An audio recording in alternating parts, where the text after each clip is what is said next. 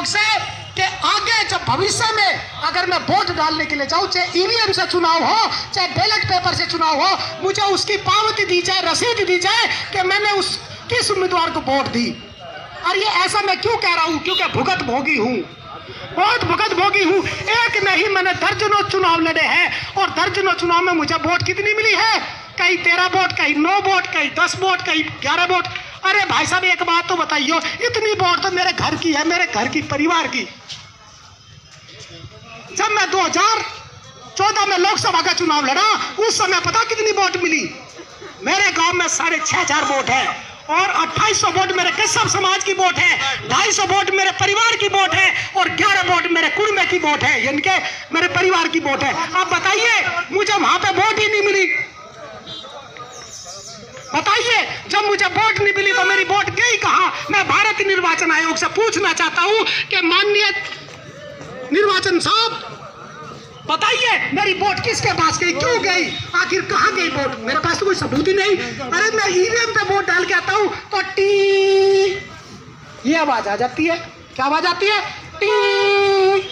और वो फिर पीठासीन अधिकारी साहब बोल देते हैं, भाई तेरी वोट पड़ गई, आगे चलो।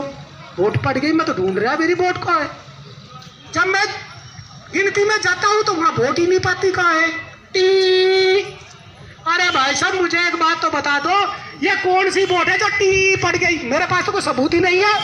मुझे चाहिए सबूत, मुझे चाहिए पावती, और मैं भविष्य में देख सकूं कि मैंने जिसको उम्मीदवार को वोट दी, क्या उस उम्मीदवार के पास में मेरी वोट गई या नहीं गई। मेरी बात समझ रहे हो?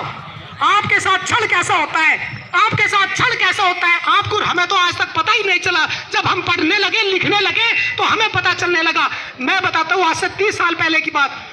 बड़ौद के अंदर बड़ौद ब्लॉक है, जब मैं वहां पे प्रधानी का टिकट पहली बार भरने के लिए गया था अपने पिताजी का, उस समय हमें पता चला कि राजनीति क्या होती क्या नहीं होती। अगर हम पढ़े लिखे ना होते तो कुछ नहीं होता।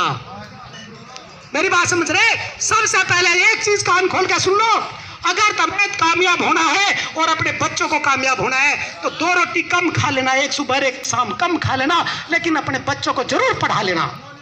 मेरी बात समझ रहे? मैं क्या कह रहा हूं? अपने बच्चों को पढ़ा लेना, पेट पट्टी बांध के पढ़ा लेना। मेरा बापू अकेला मजदूर, और उस मजदूर ने हमें 5 भाइयों को पढ़ाया, 2 बहनों को पढ़ाया। आज एक लाइब्रेरियन है गुड़गांव में, अपना घर बना के वही है। दूसरा प्रोफेसर है मुरादाबाद में, अपना घर बना के वहीं पे है।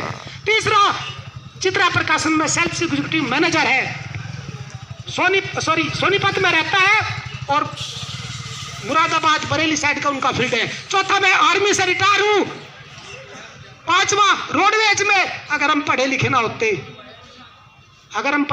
होते, क्या हम अपने परिवार को सुधार पाते? 3 मिनट के नहीं सुधार पाते। तो सबसे पहली चीज है कि अपने बच्चों को पढ़ाओ, अपने बच्चों को पढ़ाओ। 2 रोटी कम खाओ लेकिन अपने बच्चों को जरूर पढ़ाओ।